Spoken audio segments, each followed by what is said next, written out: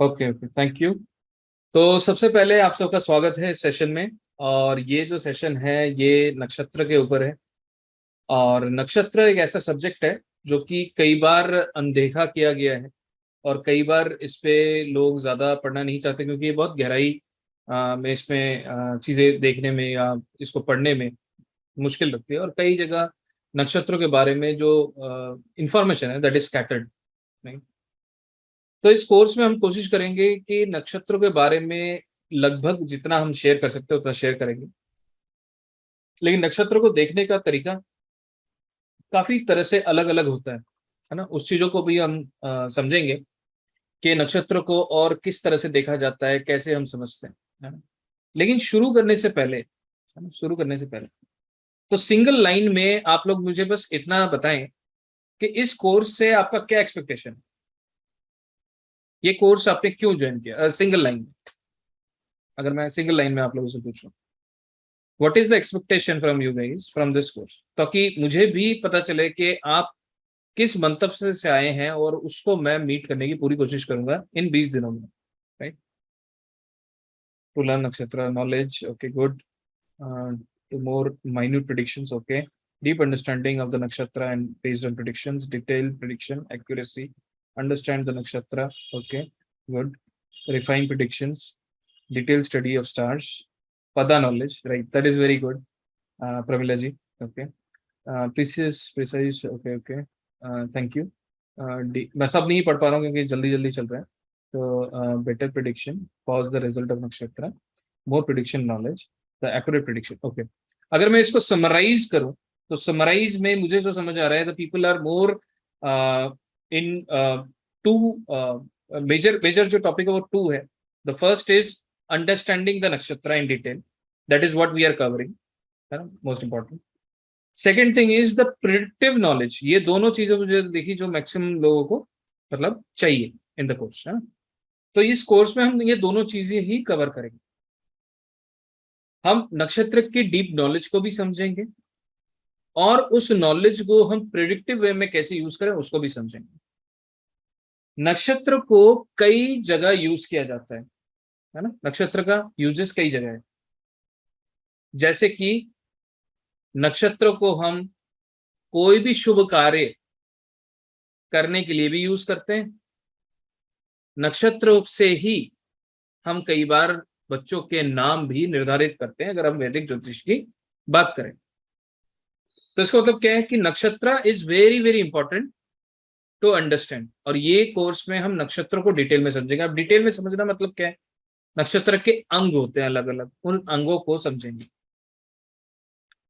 तो इस कोर्स को शुरू करने से पहले मैं ये कहना चाहूंगा कि एस्ट्रोलॉजी को ऐसा सब्जेक्ट है, उसको कभी भी आपको भागना नहीं चाहिए। भागना मतलब क्या है, जल्दबाजी बिल्कुल भी नॉलेज को लेने के समय आपको दिमाग में नहीं रखना है। क्योंकि अगर ये ऐसी नॉलेज है जो कि धीरे धीरे आपके दिमाग में बैठेंगी, और कई ऐसे लोग होंगे जिनके ग्रह काफी अच्छे होंगे जो कि चीजों को जल्दी पकड़ लेंगे, लेकिन कई लोग होंगे थोड़ा समय लेंगे, लेकिन ऐसा नहीं है, ये नॉलेज आपको समझ नहीं आएगी। जैसे कि सूर्य सुबह उगता है और वो अपना प्रकाश सबको समान रूप में देता है, ऐसे ही ईश्वर ने नॉलेज का जो प्रकाश है वो सबको समान रूप में ही दिया है। और हर इंसान उस नॉलेज को समान रूप में एब्जॉर्ब कर पाएगा। सिर्फ एक ही चीज होगी, कर्मा, कौन कितनी मेहनत करने के लिए रेडी है। एक और चीज बहुत इंपॉर्टेंट होती है, जब भी आप कुछ सीखने आए हैं, है ना, सबसे पहले आप कोशिश ये करना, आप सोचे कि आपको कुछ नहीं आता। उसका इंपॉर्टेंस इसलिए है क्योंकि आप सोचे कि आपने एक कप लिया, आपने एक ग्लास लिया, आपकी मम्मी ने उस ग्लास में पहले ही आपको पानी दे दिया। और अगर आ जाऊं और उस पर पानी डालने की कोशिश करूं तो क्या होगा जी, पानी गिर जाएगा, उस पर नहीं भर पाएंगे हम। तो इसका मतलब क्या हुआ, आपको अपना जो कलश है जो आप मेरे पास लेके आए हो, तो आप कोशिश करो उसको आप एम्प्टी कर लो, या उस नॉलेज को कहीं और शिफ्ट कर लो थोड़ी देर के लिए, ताकि आप इस नॉलेज को ले सको। और ऐसा होता है जब भी हम किसी से कुछ चीज सीखते हैं, जरूरी नहीं है, मैं स्पेशली अपने लिए बोलता हूँ, जरूरी नहीं है कि मैं जो पढ़ा रहा हूँ वो सही है, हो सकता है वो गलत हो, ठीक है। लेकिन आप उसको तब तक डिसाइड नहीं करना सही या गलत जब तक आप उसको अप्लाई करके चेक नहीं करना। मैं आपको बार बार यही कहूंगा कि आप उसको अप्लाई करके चेक कीजिए, अगर वो नॉलेज मैच करता है तो वो सही है जी, नहीं तो गलत है, राइट। और एस्ट्रोलॉजी एक ऐसा सिस्टम है, वो जब आपको लेके आया है तो किसी न किसी रीजन से लेके आया है। ये बिल्कुल भी दिमाग से लगा देना कि मैं अगर इस कोर्स में जुड़ा हूं, क्या मैं अच्छा ज्योतिषी नहीं बन पाऊंगा? बिल्कुल बन पाओगे, तभी आप जुड़े। क्योंकि ज्योतिष आपको चुनता है, आप ज्योतिष को नहीं चुनते, है ना। कई लोगों को दिमाग में लगता है कि भैया मैं जो मैं होता है ना, मैं बहुत बड़ा होता है जी, मैंने पैसे दिए और मैंने ज्वाइन किया, मैंने डिसाइड किया। लेकिन हर चीज आप नहीं डिसाइड करते।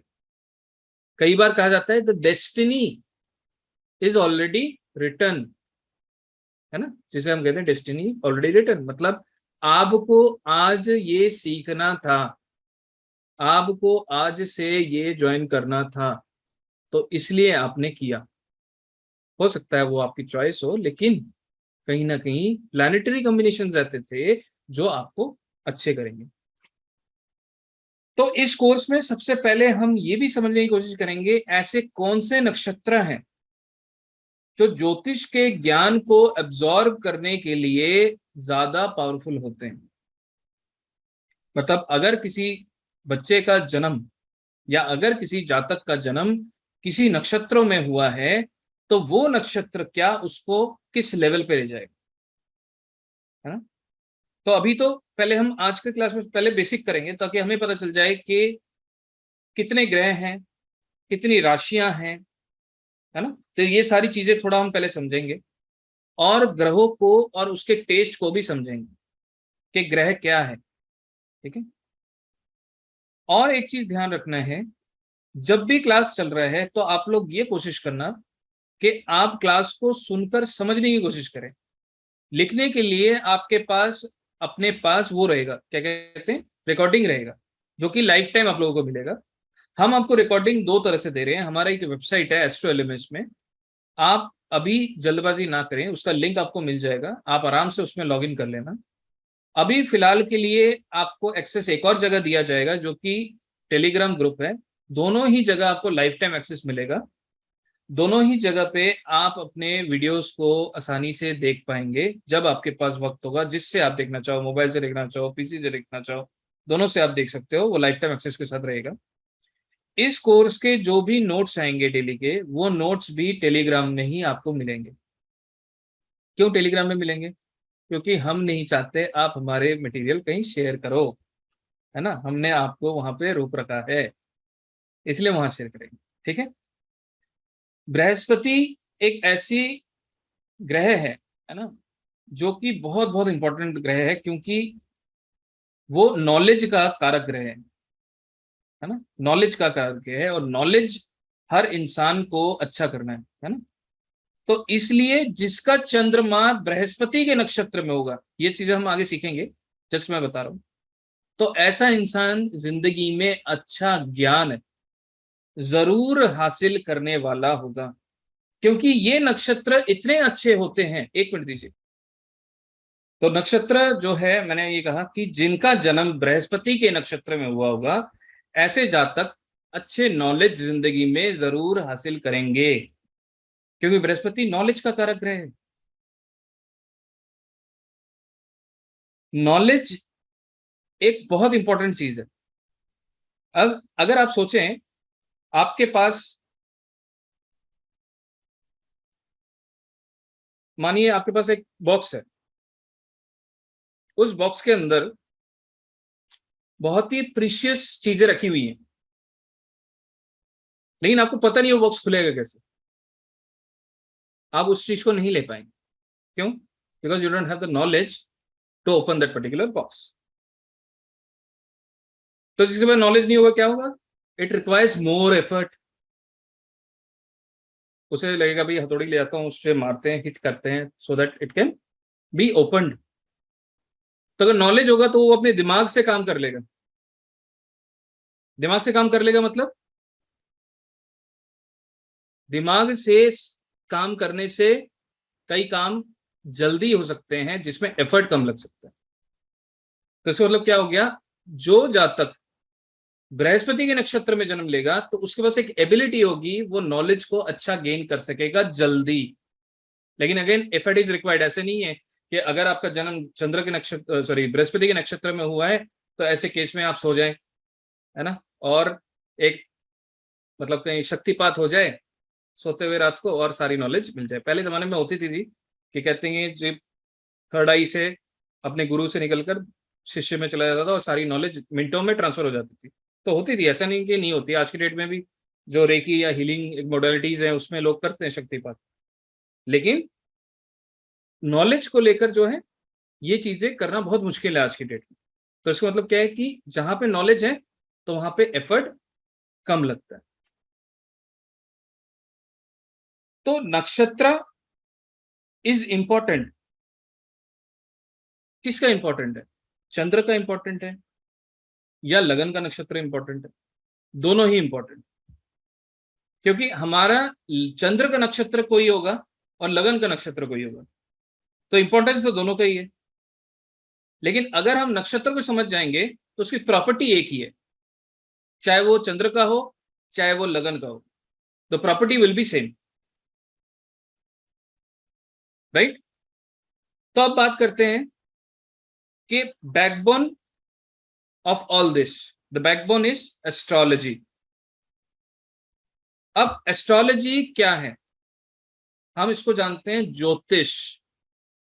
अब ज्योतिष क्या है, ज्योतिष हम कहते हैं उसको दो भाग में हम डिवाइड करते हैं, जिसे हम कहते हैं ज्योति और ईश्वर। मतलब ईश्वर का दिखाया हुआ रास्ता।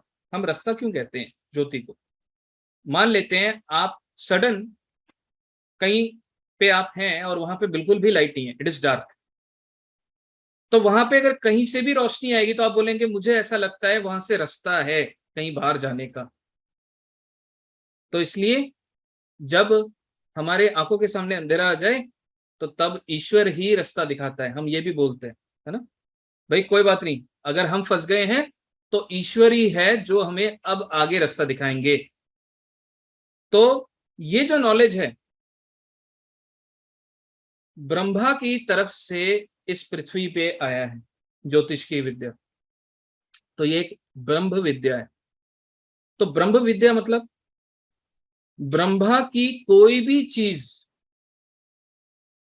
ऐसा कोई भी नहीं है इस ब्रह्मांड में वो उसके लिए नहीं है। ब्रह्मा मीन्स ब्रह्मांड।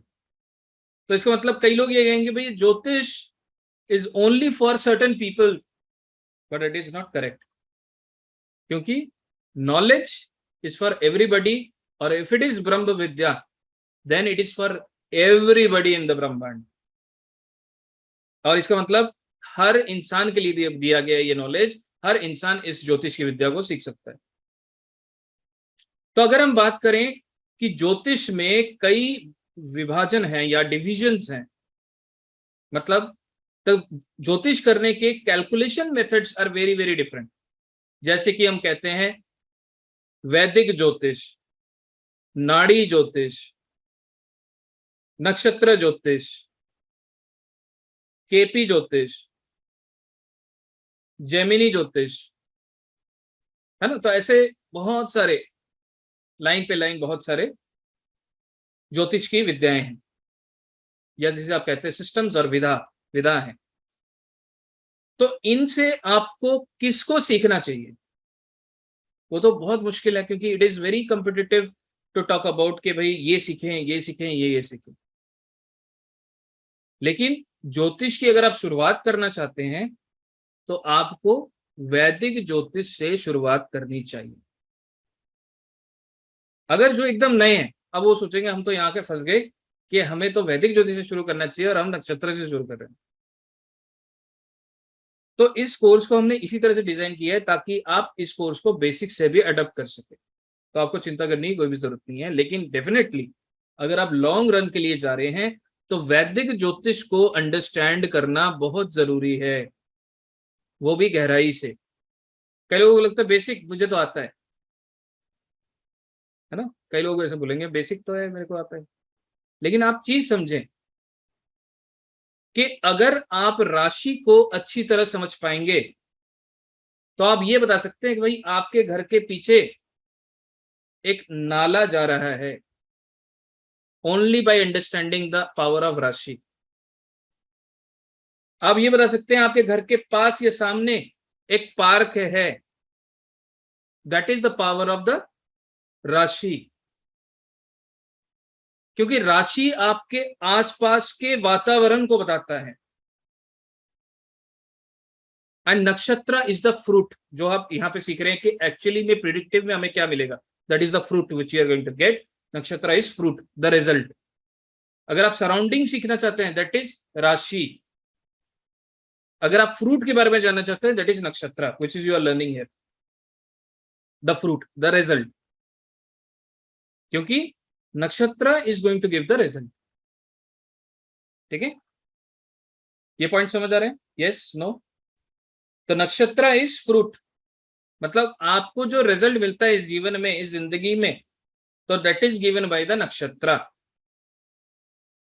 और अगर मैं ज्योतिष की शिक्षा की बात करूं तो ज्योतिष में सबसे पहले आपको वैदिक, अगर आप मतलब एकदम स्टार्टिंग से सब चीज सीखना चाहते हैं तो ऐसे केस में वैदिक ज्योतिष इज वेरी वेरी इंपॉर्टेंट।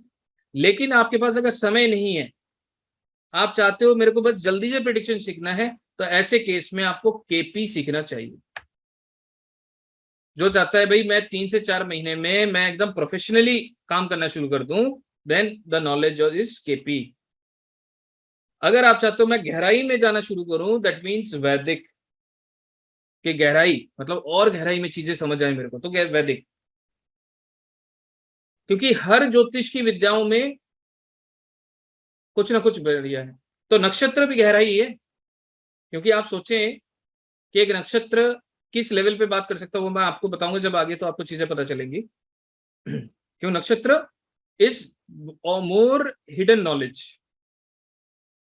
जो ज्ञान है वो समावेश है नक्षत्र के अंदर, तो इसलिए नक्षत्र को जानना बहुत जरूरी है। तो ज्योतिष हम समझ गए कि ज्योतिष क्या है और ज्योतिष क्यों सीखा जाता है। आज की डेट में ज्योतिष क्यों सीखा जाता है? सबसे पहले ये बोलते हैं कि भाई पंडित जी ये बताएं पैसा कहां से आएगा, है ना। मैक्सिमम लोगों के दिमाग में यही होगा कि भाई सबसे पहले सब कुछ छोड़ दो, ये बताओ पैसा कहां से आएगा, यहाँ रख दूं इस चीज को, पैसा आ जाएगा। पंडित जी बताओ क्या लेके आऊं घर पे जो पैसा आ जाए। लेकिन ज्योतिष तो इस चीज के लिए था ही नहीं। Jyotish is a theory of karma. Jyotish is a theory of karma. तो पहले जमाने में अगर कोई बच्चा पैदा होता था, वो सबसे पहले ऋषि मुनि के पास ले जाते थे, गुरु के पास ले जाते थे और बोलते थे गुरु जी ये बच्चा पैदा हुआ है, आप बताएं इसका भाग्य क्या है, क्या करने के लिए पैदा हुआ है ये, है ना। तो पहले लोग जानना चाहते थे मेरा अस्तित्व क्या है, मैं क्यों आया हूं इस दुनिया में। लेकिन आज सबसे पहले पूछेंगे भैया पैसा कब आएगा, जी पंडित जी ये बताओ, बाकी तो हम संभाल लेंगे। तो Jyotish is very good in telling why you came here, but Jyotish is also capable of make you understand कि पैसा कहां से आएगा, राइट। तो इसका मतलब ज्योतिष का मेन मतलब क्या हो गया, it is a knowledge of karma. तो कहते हैं ना बोया पेड़ बबूल का तो आम कहां से हुए। तो Jyotish is a cycle of Karma, इस जन्म के कर्मा भी, पिछले जन्म के कर्मा भी।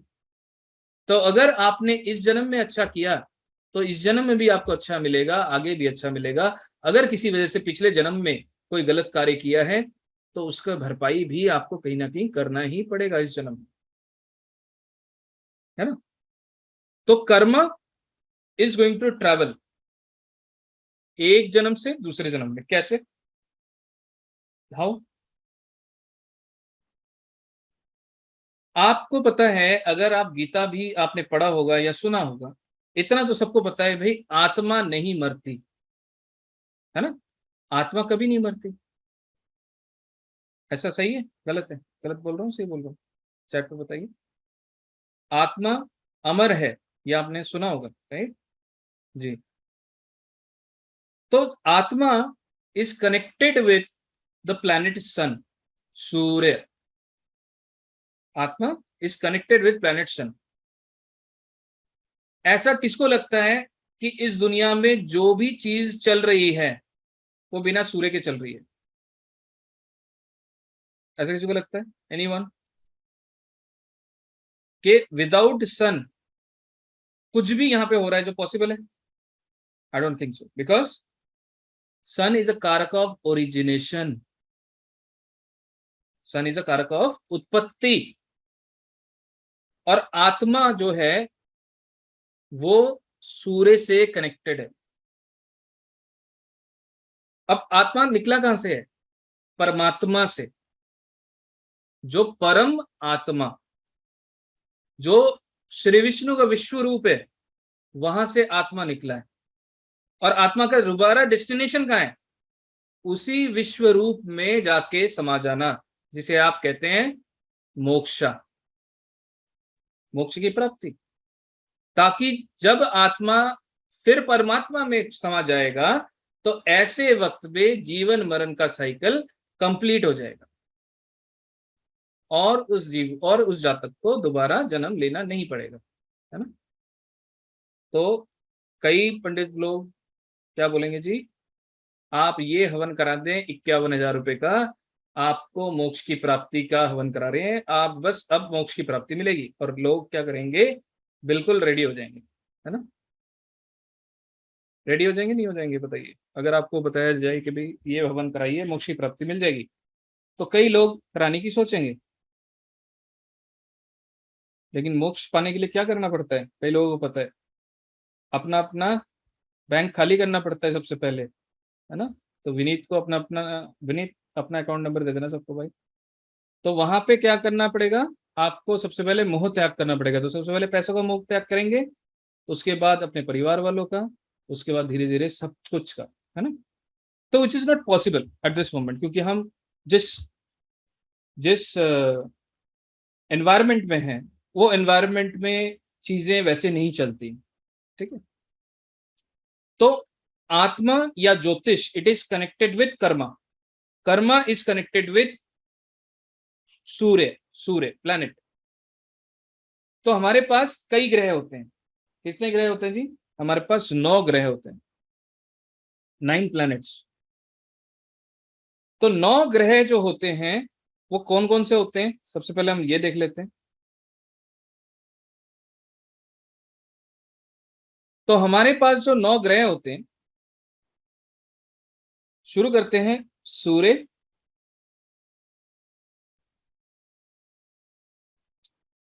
चंद्र,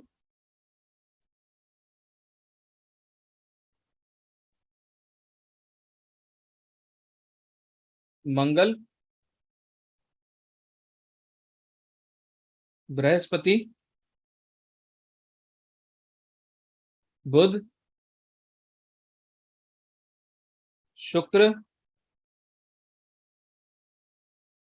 शनि, राहु, केतु। ठीक है? 1 2 3 4 5 6 7 8 9। तो 9 ग्रह हैं, 9 प्लैनेट्स। ठीक है? तो हमारे पास 9 ग्रह हैं। ठीक है? और हम नक्षत्रों की बात करते हैं तो हमारे पास 27 नक्षत्र हैं। And there is one more nakshatra जिसको हम अलग से बात करेंगे, जिसका नाम है अभिजीत नक्षत्र। ठीक है? बट 27 नक्षत्र are prime nakshatra, they are very very important nakshatra.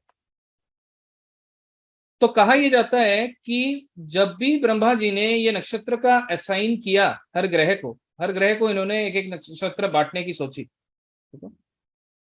तो उन्होंने नक्षत्र को 3 भाग में किया। कैसे करेंगे जी? तो इसके लिए क्या करना पड़ेगा? हमें 9 का टेबल आना चाहिए, है ना? तो हमें ये देखना पड़ेगा 27 कहाँ आता है। किसी को आता है 9 का टेबल? 27 कैसे आएगा? चैट पे बताइए जी। तो इसका मतलब क्या हो गया? 3 3 नक्षत्र हर ग्रह को दिए गए। तो ब्रह्मा जी ने क्या किया? 3 3 नक्षत्र सारे ग्रह को दे दिए। तो इसका मतलब सूर्य के पास 3 नक्षत्र हैं, चंद्र के पास 3 नक्षत्र हैं, मंगल के पास 3 नक्षत्र हैं, बृहस्पति के पास 3 नक्षत्र हैं, बुध के पास 3 नक्षत्र हैं, और शुक्र के पास 3 नक्षत्र हैं, शनि के पास 3 नक्षत्र हैं, राहु के पास 3 नक्षत्र हैं, केतु के पास 3 नक्षत्र हैं। तो इसका मतलब 27 नक्षत्र इस हिसाब से ब्रह्मा जी ने डिवाइड कर दिया, हर ग्रह को दे दिया। अगर कोई आके बोलता है भाई इसके अलावा भी बहुत सारे ग्रह होते हैं जिनको हम उपग्रह बोलते हैं, वो भी हैं, क्या उनको नहीं लेंगे? तो अभी हमें उनको लेने की कोई जरूरत नहीं है, बिकॉज दे आर उपग्रह। हमें जो प्राइमरी ग्रह से ही लेना देना है, क्योंकि उन्हीं से नक्षत्र कनेक्टेड है, और नक्षत्र जिससे कनेक्टेड है हमें उन्हीं से लेना देना है। तो सबसे पहले हम बात कर रहे थे कि भाई एस्ट्रोलॉजी क्या है। Astrology is a knowledge of Karma, है ना। कर्मा क्या कह रहा है, कहाँ जा रहा है, किस वजह से क्या हो रहा है, तो यही अगर हम अंडरस्टैंड करें, that is what the astrology is. And karma is associated with sun. Why? Because sun is soul, है ना। सन इज सोल, आत्मा। तो सूर्य एक आत्मिक ग्रह है। अगर शरीर से आत्मा निकल जाए, उस शरीर का क्या वैल्यू है? कोई वैल्यू है? कुछ भी नहीं। जब तक आत्मा है तब तक क्या चलता है शरीर में? स्पंदन, हृदय, heart. The heart is also connected with sun. जो आपका हृदय है that is controlled by sun. अभी हमने थोड़ी देर पहले बात करी ना कि आत्मा किससे निकला है। चैट पे बता सकता है कोई, आत्मा किससे निकला है?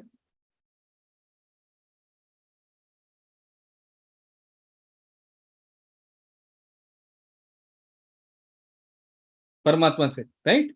आत्मा परमात्मा से निकला है। तो अगर हम कहें कि आत्मा का वास कहीं ना कहीं हृदय में है ना, तो आप अगर अपने हृदय में हाथ रखेंगे, क्या आपको संतुष्टि मिलती है? रख के देखें, मिलेगी। क्यों? ऐसा क्यों है? क्योंकि हम जो कहते हैं, जो एक ईश्वर का अंश हमारे अंदर है, वो यही है आत्मा, जो कि हृदय में वास करता है। इसीलिए हम कहते हैं हार्ट इज ऑलवेज प्योर। तो हम कहते हैं ना साधारण भाषा में, दिल की सुनेंगे तो या तो फंसना है, भाई फंस जाओगे। दिल की मत सुनो, दिमाग की सुनो, है ना। क्योंकि हार्ट इज प्योर। उसे तो मतलब लालच या कहीं ना कहीं ये नहीं पता कहाँ फायदा कहीं नुकसान। जहां दिल से दिल मिल गया सब कुछ बढ़िया, है ना। जिसे हम कहते हैं प्यार मोहब्बत, दिल से दिल मिल जाना, है ना। प्यार मोहब्बत में हर चीज जायज होता है। तो कहने का मतलब क्या है कि आत्मा जहां कनेक्ट हो गया, वो परमात्मा से कनेक्ट हो गया, that means that is having a very good connection with परमात्मा। तो इसीलिए आप ये भी आपने देखा होगा, या हमारे शिष्टाचार में भी ये चीज होगा, आपने देखा होगा, किसी को भी हम कभी भी किसी के छाती पे पैर नहीं रखते, है ना। क्योंकि ये हमें नहीं सिखाया गया। क्यों नहीं सिखाया गया? क्योंकि हम मानते हैं यहाँ पे ईश्वर का वास है। जब भी सूर्य की बात करेंगे, सूर्य के अंदर तेज है, सूर्य के अंदर तेज है ना, प्रकाश है। ऐसे ही आपके जिंदगी में आपके नाम को चमकाने के लिए सूर्य का अच्छा होना बहुत जरूरी है। सूर्य की जो चमक है वो आपके पास होनी चाहिए जिंदगी में उन्नति करने के लिए। अगर कोई बोलता है कि मेरे को एक अच्छे पोजीशन पे जिंदगी में पहुंचना है, नाम अच्छा बनाना है, तो वहां पे सूर्य का प्रभाव होना चाहिए अच्छा। तो उस जातक का सूर्य अच्छा होगा तो वहां पे उतना ही प्रबल रिजल्ट उसको मिलेगा अपने नाम बनाने में, फेम करने में, राइट। सूर्य जो है शक्ति है, किसको देता है? आत्मबल। अब किसी का अगर आत्मबल होगा तो वो बड़ी से बड़ी मुसीबतों को संभाल लेगा। तो इसका मतलब क्या है? जिसका सूर्य कमजोर, तो उसका आत्मबल भी कमजोर होगा। आत्मा का बल, जिसे हम कहते हैं विल पावर, है ना। सूर्य एक ऐसा ग्रह है जो आपके ओवरऑल शरीर को और आपके शारीरिक शक्ति को भी दर्शाएगा। शक्ति के किस किस मोमेंट पे? हेल्थ के साथ, मतलब हेल्थ, अगर सूर्य इंपैक्ट होगा तो हेल्थ भी इंपैक्ट होगा, ओवरऑल यही कहें, है ना। तो सूर्य अगर इंपैक्ट होगा तो हेल्थ में भी इंपैक्ट आ जाएगा। सूर्य है रोशनी, तो आपके आंखों की जो रोशनी है वो सूर्य है। आज की डेट में अगर कहीं ना कहीं किसी ने भी चश्मा पहना हुआ है तो उसका सूर्य कमजोर है, उसको ठीक करने के लिए आपने चश्मा पहना है ना। क्योंकि आप, क्या होता है कि अगर आप साइंटिफिकली भी देखें, हम देख कैसे रहे हैं, तो वो रिफ्लेक्शन हो रहा है, आंखों से रिफ्लेक्शन एक डेवलप हो रहा है, उससे हम देख रहे हैं। तो रिफ्लेक्शन को ठीक करने के लिए हमने चश्मा पहना। चश्मा जो है केतु है। अभी जैसे तस्वीन जी ने चश्मे को सर पे लगा दिया, तो दैट इज गुड। क्यों गुड है? क्योंकि केतु अगर लगन में आ जाए, हमारा पहला घर जो है सर है, केतु अगर लगन में आ जाए तो वहां पे उस जातक को रिकॉग्निशन मिलता है। तो एक सूत्र लिख लीजिए अलग से, केतु पहले घर में होगा तो ऐसे केस में सूर्य का प्रभाव बढ़ेगा। ठीक है, अगर 10 जने चश्मा पहन के बैठे हैं और एक जने ने सर पे रखा हुआ है तो उसको, उसके ऊपर लोगों की नजर जाएगी, है ना। तो जो कि फिल्म स्टार फॉलो करते हैं, तो लोग उनको फॉलो करते हैं। तो क्या होता है, रिकॉग्निशन। केतु पहले घर में चला जाएगा तो सूर्य का प्रभाव बढ़ जाएगा। तो ऐसे छोटे मोटे सूत्र हम बताते रहेंगे सेशन में, लेकिन पॉइंट पे वापस आते हैं। तो सूर्य जो है रोशनी का कारक ग्रह है, तो अगर सूर्य की या आंखों की रोशनी कमजोर हो रही है तो कहीं ना कहीं सूर्य को हमने पिता से भी जोड़ा है। तो पिता से दूरी, पिता को कष्ट, पिता से संबंधों में खराबी या पिता का साथ ना होना, इनके चांसेस भी बढ़ जाएंगे, क्योंकि सूर्य पिता जैसा कोई या पिता। तो ऐसे केस में सूर्य को अच्छा रखना चाहिए। सूर्य क्या है जी? गुड़। ऐसे लोगों को सुबह सुबह उठकर गुनगुने पानी में एक गुड़ का टुकड़ा डालकर पानी पीने से सूर्य मजबूत होगा। तो ऐसे लोग अगर सूर्य को मजबूत करेंगे तो उनको जिंदगी में अच्छा नाम, अच्छा फेम, अच्छा जिंदगी में अचीवमेंट्स जरूर मिलेंगे, स्वास्थ्य में इंप्रूवमेंट जरूर मिलेगा।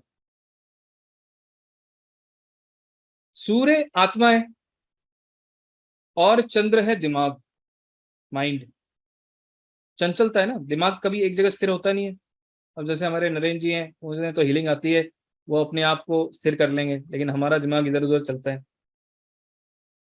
तो कैसा क्या होगा?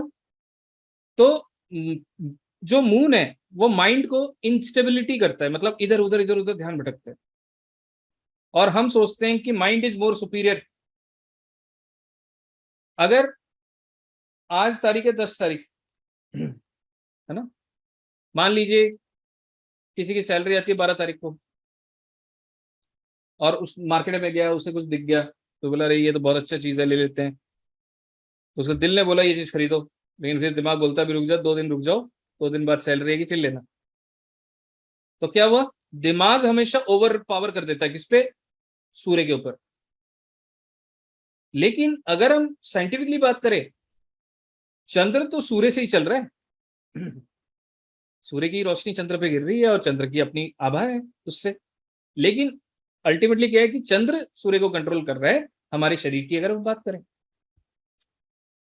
तो जब एक जातक जन्म लेता है, जैसे ही आत्मा शरीर में आ जाता है, वो किसके अधीन हो जाता है? चंद्र के। बच्चा पैदा होते ही सबसे पहले मम्मी थप्पड़ मारेगी कि अगर काम बात नहीं सुना, है ना। चंद्र माता है ना। तो बच्चे जो है हमेशा माता के हिसाब से चलेंगे तो जिंदगी में उन्नति करेंगे, हम यही मानते हैं, है ना। और ये सत्य भी है।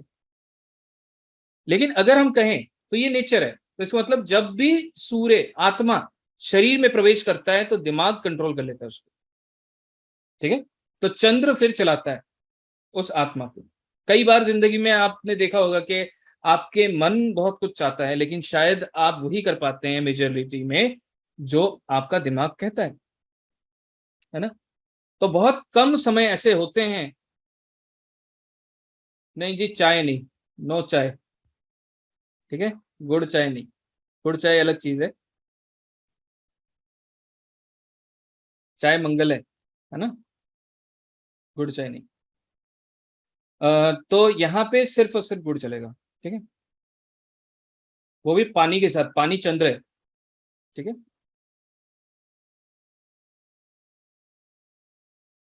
और जो चाय होती है उसमें चीनी भी पड़ती है जी, वो शुक्र है, तो वो खराब कर देगा सूर्य को, ठीक है, चीनी जो है सूर्य को खराब कर देगा, तो फायदा नहीं है। तो चंद्र मतलब क्या, दिमाग। तो जैसे ही आत्मा शरीर में प्रवेश करेगा तो दिमाग ने उसको कंट्रोल कर लेना है, तो दिमाग से हर चीज चल रहा है फिर। तो अब क्या होता है कि कई बार आपने देखा होगा कि जब एक जातक जन्म लेता है और उसके बाद जब वो इस दुनिया से छोड़कर जाता है, तो कई बार हमें लगता है कि नहीं अभी भी वो हमारे पास है, हमारे करीब है, ऐसा हमें एक आभास होता है। नहीं? ऐसा क्यों होता है? क्योंकि जब माइंड ने एक आत्मा को कंट्रोल कर लिया, वो उस माइंड को और आत्मा के कंट्रोल को हटने में समय लगता है। It is not a easy process, ठीक है। मतलब माइंड जो आत्मा को छोड़ेगा, वो छोड़ने का प्रोसेस बहुत डिफिकल्ट है, बहुत टाइम टेकिंग है। और जब वो छोड़ता है तब आत्मा दोबारा नए जीवन के लिए तैयार हो जाता है। जब तक वो नहीं छोड़ता, वो हमें ऐसा ही एहसास होता है कि वो आत्मा अभी भी हमारे आसपास है। तो चंद्र हमने बोला दिमाग को कंट्रोल कर रहा है, माइंड को कंट्रोल कर रहे हैं, और सूर्य आत्मा को कंट्रोल कर रहे हैं।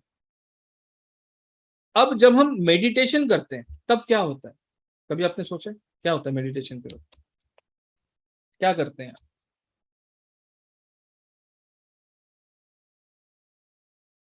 माइंड स्टेबल करते हैं, वेरी गुड। और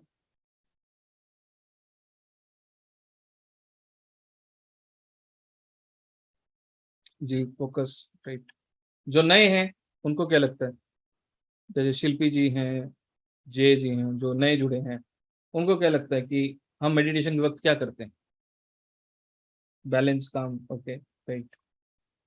जी, फोकस, राइट। तो जब हम मेडिटेशन करते हैं, जी जी, मेडिटेशन करते हैं, हम पूरे दिन तो दिमाग की सुनते हैं, और जैसे ही मेडिटेशन करते हैं हम बोलते हैं दिमाग को शांत करने के, भाई उसको भी ब्रेक चाहिए होता है ना, जैसे आप ब्रेक लेते हैं तो जब दिमाग को आप शांत करेंगे तो आप किसकी सुनेंगे? दिल की। तो हम दिमाग को बोलते हैं थोड़ी देर आप शांत रहें, मुझे दिल की सुनने दें। और जैसे ही हम मेडिटेशन में दिल की सुनेंगे तो हम कनेक्शन किससे बना लेंगे? ईश्वर से, है ना। तो इसलिए मेडिटेशन करने से आपको पॉजिटिव रिजल्ट्स मिलते हैं, क्योंकि आप स्थापित कर रहे हैं, है ना, there is a divine connection. तो this is why the meditation is very very important for our self. तो आपके शरीर को, आपके आत्मा को क्लींस करने में, क्लीनिंग करने में मेडिटेशन इसलिए फायदा भी देता है। माइंड बहुत इंपॉर्टेंट है उसको स्थिरता होने, क्योंकि आपको पता है कि अगर कोई ज्यादा डिप्रेसिव है, again the moon is impacted. अगर कोई इंसान दुखी है तो कहीं ना कहीं चंद्र इंपैक्टेड है। Chandra is water, Chandra is the flow of money. आपके जीवन में अगर मनी की फ्लो में दिक्कत आ रही है तो आपका चंद्र पीड़ित है, आपका चंद्र पीड़ित है। अगर आपको मानसिक परेशानियां हो रही हैं तो इसका मतलब आपका चंद्र पीड़ित है, क्योंकि चंद्रमा को ठीक रखना बहुत जरूरी है। माता चंद्र है, माता से संबंध जितने अच्छे होंगे उतना ही आपको मन की शांति मिलेगी। कभी भी आप देखना, आप परेशान हैं, आप अपना सर अपने माता के गोद में रखें, you will see the difference. Try करना कभी ये। या बचपन में भी आपने किया होगा तो आपने इसका इफेक्ट इंस्टेंट देखा होगा, इंस्टेंट, है ना। एस्ट्रोलॉजी कुछ अलग नहीं है, it is connected with the actions which you are doing in your day to day life, बचपन से अभी तक जो आप करते आ रहे, राइट। तो चंद्र माता है, तो माता से संबंध जितने अच्छे होंगे उतना ही चंद्र पॉजिटिव होगा।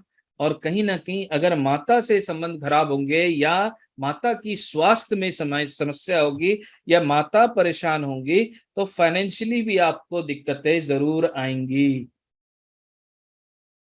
अभी कल क्या हो रहा था, कल हमारी एक क्लास हो रही थी, वहां पे कोई कुंडली हम देख रहे थे, तो एक बच्चे की कुंडली देख रहे थे, तो कोई बोल रहा था इसके उपाय कर दो, उसके उपाय कर दो, इस ग्रह के उपाय कर दो, ये ठीक हो जाएगा। तो मैंने बोला भाई चंद्र को उपाय कर दो, क्योंकि सवाल माता कर रही थी। अगर हम चंद्र को अच्छा करेंगे तो माता खुश, तो माता खुश कब होगी, जब उसका बच्चा खुश, राइट, वेरी सिंपल। तो इसका मतलब अगर आप चंद्र को ही अच्छा करें तो कई तरह से आपको अच्छे रिजल्ट मिलेंगे। आप एक चीज समझ जाएं जिंदगी में, चंद्र मैंने बोला दिमाग है, अगर आपने किसी के दिमाग को स्थिति में ले आए, मतलब स्टेबल कर दिया, तो वो जिंदगी में बड़ी से बड़ी मुसीबत भी झेल लेगा। अगर वो जातक मेंटली स्टेबल नहीं है, छोटी प्रॉब्लम भी उसे मतलब पहाड़ जैसी लगेगी। सही कह रहा हूं गलत कह रहा हूं, चैट में बताइए। अगर किसी का भी मानसिक दबाव आ रहा होगा दिमाग में, तो ऐसे वक्त पे छोटी समस्या भी पहाड़ जैसी लगेगी उसको। लेकिन अगर आपने उसका दिमाग स्टेबल कर दिया तो ऐसे केस में उस जातक को बड़ी से बड़ी मुसीबत को भी झेलने में समस्या नहीं आएगी। अब सोच लो कि कोई बोलता है कि ये सडन आपके पास प्रॉब्लम आ जाएगी और आपको किसी ने बोल दिया लो जी आपके पास 10 करोड़ रुपए मैं दूंगा आपको, ये लो रख लो अपने पास। अब आप सोचो भैया आप तो पैसे का बैकअप है, मैं कोई भी चीज झेल लूंगा, कोई दिक्कत नहीं, मैं बिजनेस करता हूँ नया, राइट। पैसा क्या है जी, चंद्र। तो कहने का मतलब मैं जस्ट समझाने की कोशिश कर रहा हूं कि चंद्र अगर अच्छा होगा तो आप बड़ी से बड़ी प्रॉब्लम को भी झेल जाओगे, संभालने की हिम्मत आ जाएगी। क्यों, मानसिक वे में स्टेबल। तो इसलिए meditation is very very important. अब बात करते हैं, अगला ग्रह जो हमारा आता है वो आता है मंगल। मंगल क्या है, मंगल जो है खून है, ब्लड है, आपके शरीर का जो ब्लड है वो मंगल है, क्योंकि मंगल का रंग है लाल, चंद्र का रंग है सफेद, सूर्य का रंग है गेरुआ या जिसे आप कहते हैं ऑरेंजिश, है ना। तो दूध जो है वो चंद्र है ना, दूध चंद्र है। अभी 20 दिन है, सारी रेमेडीज की बात करेंगे, ठीक है। अभी पहले कार्य समझ जाएं, चीजें समझ जाएं, फिर आगे बढ़ेंगे, सब चीज पता चलेगा। तो मंगल जो है लाल रंग है, तो आपके शरीर के अंदर जो खून दौड़ रहा है वो मंगल का है।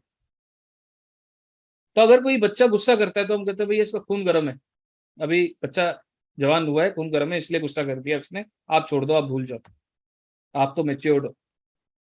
इस तरह की बातें होती है, क्यों होती है जी, क्योंकि मंगल खून है, उसकी गर्मी है, एग्रेशन है। तो इसको तो मंगल एग्रेशन देता है, एग्रेशन मतलब क्या है, हिम्मत भी है। तो आपके अंदर जो हिम्मत है वो मंगल देता है, बल, power, physical power Mars, muscle power Mars, gym जाके मसल बनाते हैं मंगल, है ना। अगर एक बहुत इंपॉर्टेंट टॉपिक पे एक बात बोलने वाला हूं जिसे कहते हैं मांगलिक दोष, है ना। कई लोगों को ये मांगलिक दोष बहुत बड़ा लगता है जी। आप मानोगे नहीं, कई लोगों का विवाह भी नहीं हो पाता इसी बेकार के फिजूल के मांगलिक दोष को बताने की वजह से। कई लोगों को मैंने देखा जी, वो विवाह, वो कहते हैं जी अभी हम लड़की ढूंढ रहे जी और काफी एज हो गई है, रीजन क्या है कि कहीं हम पसंद करते हैं तो पंडित जी रिजेक्ट कर देते हैं मांगलिक बोलकर। This is absolute useless thing. देखो मंगल का प्रभाव जो है अच्छा बुरा होता है, सब में होता है, ठीक है। लेकिन उन चीजों को बैलेंस करने की पूरी क्षमता होती है, और ऐसा बिल्कुल नहीं होता किसी मांगलिक से विवाह हो जाए तो वो जिंदा नहीं बचेगा, है ना। ये एकदम ही गलत धारणा है, जो कि करोड़ों में एक बार हो सकता है, सिर्फ करोड़ों में एक बार, है ना। और उसके लिए अगर हम पूरे योग को ही खराब कर दें तो सही नहीं है। मंगल क्या है? मंगल जो है उत्तेजना है। अगर किसी के शरीर में उत्तेजना की कमी हो, जो स्पिरिट की आप बात करते हैं, तो वो क्या अच्छा है? सही नहीं है। अगर आप कहेंगे कहीं पे लड़ाई हो रहा है और चार लोग किसी को मार रहे हैं, गलत काम कर रहे हैं, और यहाँ पे एक इंसान खड़े हुए देख रहा है, क्या वो सही है? जिसका मंगल अच्छा होगा वो जाके उसको रोकने की कोशिश करेगा, चाहे लड़े ना, उसको रोकने की कोशिश करेगा। तो इसका मतलब उसका मंगल अच्छा है। सच्चाई के लिए, सही के लिए आवाज उठाना अच्छा मंगल। जिसका मंगल कमजोर है वो नहीं करेगा, वो 10 बार सोचेगा, बोलेगा छोड़ना, मैं क्यों पढ़ू। मंगल अच्छा होगा तो दूसरे के लिए खड़ा होगा। कई इंसान आपने देखा होगा, आपके कई मित्र होंगे या आप खुद होंगे, जो दूसरों के लिए खड़े हो रहे हैं उनकी मुसीबत पे। तो इसका मतलब क्या? मंगल अच्छा है। ठीक है। तो मंगल सिर्फ ये नहीं है कि खराब ही है, मंगल के अच्छे कैरेक्टरिस्टिक को भी जानिए। बढ़िया, दूसरों की मदद करने वाला,